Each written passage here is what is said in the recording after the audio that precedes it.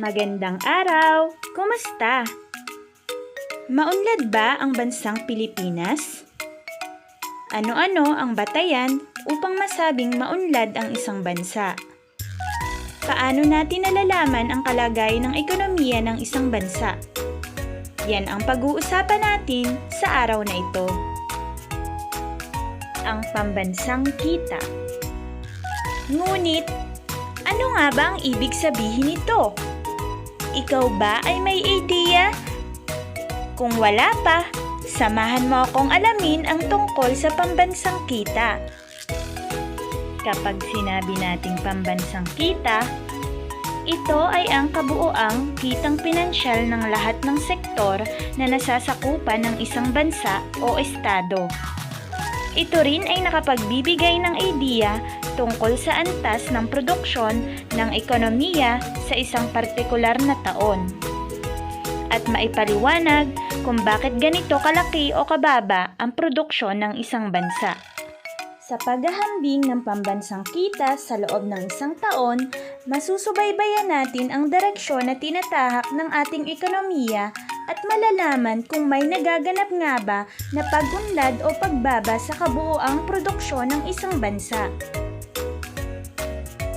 Tandaan na ang nakalap na impormasyon mula sa pambansang kita ay nagiging gabay ng mga nagpaplano sa ekonomiya upang bumuo ng mga patakaran at polisiya na makakapagpabuti sa pamumuhay ng mga mamamayan at makapagpapataas ng economic performance ng ating bansa. Subalit, kung walang sistematikong paraan sa pagsukat ng pambansang kita, magiging haka-haka lamang ang basihan at walang matibay na batayan. Kung gayon, ang datos ay hindi kapanipaniwala. Dahil dyan, atin namang pag-aralan ang mga paraan ng pagsukat ng pambansang kita. Ang dalawang pamamaraan na aking tinutukoy ay ang Gross National Income at ang Gross Domestic Product. Una nating alamin ang Gross National Income o GNI. Ito ay dating tinatawag na Gross National Product o GNP na tumutukoy sa kabuuang pampamilihang halaga ng mga produkto at serbisyo na nagawa ng mga mamamayan ng isang bansa. Kalimitang sinusukat ang GNI sa bawat quarter o sa loob ng isang taon. Ang GNI ay sinusukat gamit ang salapi ng isang bansa. Tandaan, ang halaga ng mga tapos o nabuo na produkto o serbisyo lamang ang isinasama sa pagkikwenta ng Gross National Income o GNI. Ang mga produktong ito ay sumasailalim sa pagpoproseso para sa pagkonsumo ng mga mamamayan. Sa pagkwenta ng GNI, hindi na ibinibilang ang halaga ng mga hilaw na sangkap sa pagpoproseso ng mga produksyon upang maiwasan ang duplikasyon sa pagbibilang. Halimbawa, kung ang sinulid ay ibibilang sa GNI at ibibilang din ang mga damit na nagawa gamit ang sinulid, ipinapakita nito na 2 beses ibinilang ang sinulid. Kaya naman, hindi na ibinibilang ang halaga ng sinulid sa GNI. Sa halip, isinasama na lang ito sa halaga ng damit. Bukod pa riyan, hindi rin isinasama sa pagkikwenta ng GNI ang mga hindi pampamilihang gawain, lalong-lalo na kung wala namang kinikitang salapi ang nagsasagawa nito. Isang halimbawa na lamang nito ay ang pagtatanim ng mga gulay sa ating bakuran na ginagamit lamang sa ating sariling pagkonsumo. Isa pang halimbawa ay ang mga produktong nabuo mula sa informal na sektor o underground economy.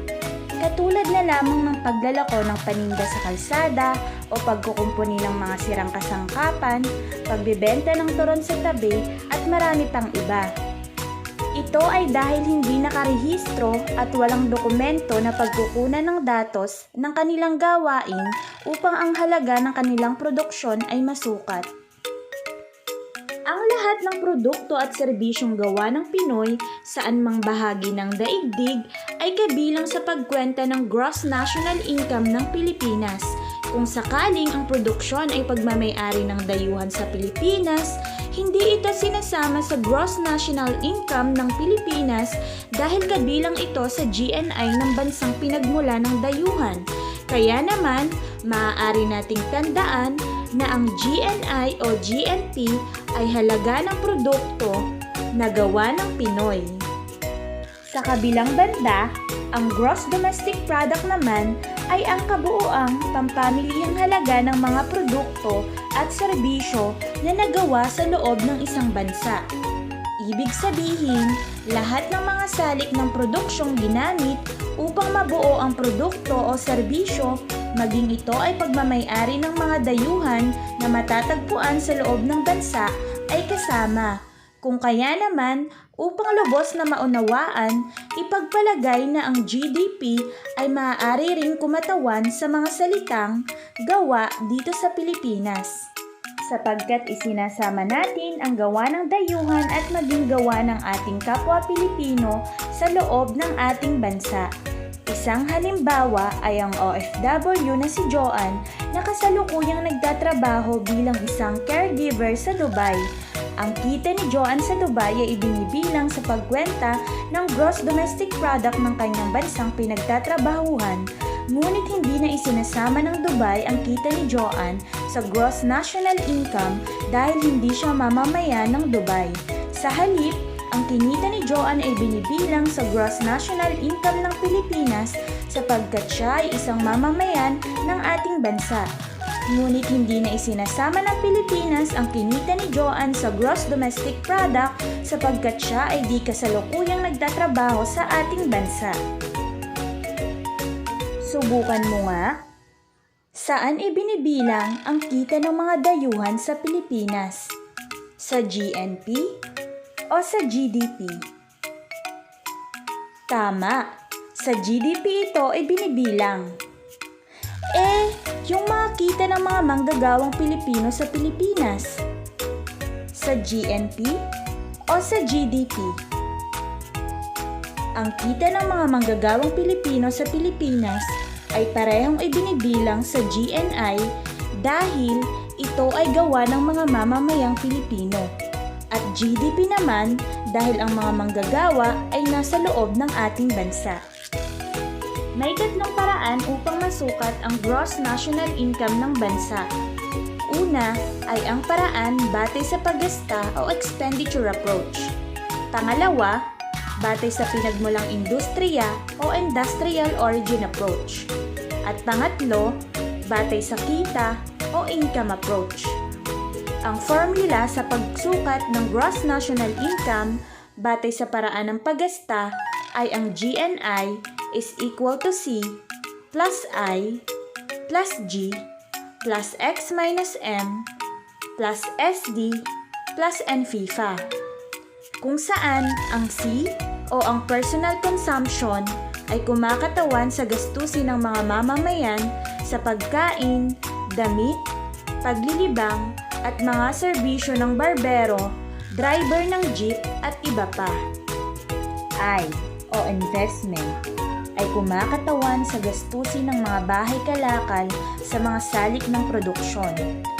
G o government expenses ay kumakatawan sa gastusin ng pamahalaan sa pagsasagawa ng mga proyektong panlipunan at iba pa. X at M o tinatawag na export at import. Ito ay kumakatawan sa gastusin ng panlabas na sektor sa pag-angkat at pagluwas ng mga produkto. SD o statistical discrepancy. Ito ay kumakatawan sa anumang kakulangan o kalabisan sa pagkwenta na hindi malaman kung saan ibibilang. Ito ay nagaganap sapagkat may mga transaksyon na hindi sapat ang mga pagkukunang datos at impormasyon. At NFIFA o Net Factor Income from Abroad, ito ay nakukuha kapag ibinawas ang gastos ng mga mamamayan na nasa ibang bansa sa gastos ng mga dayuhan na nasa loob ng ating bansa.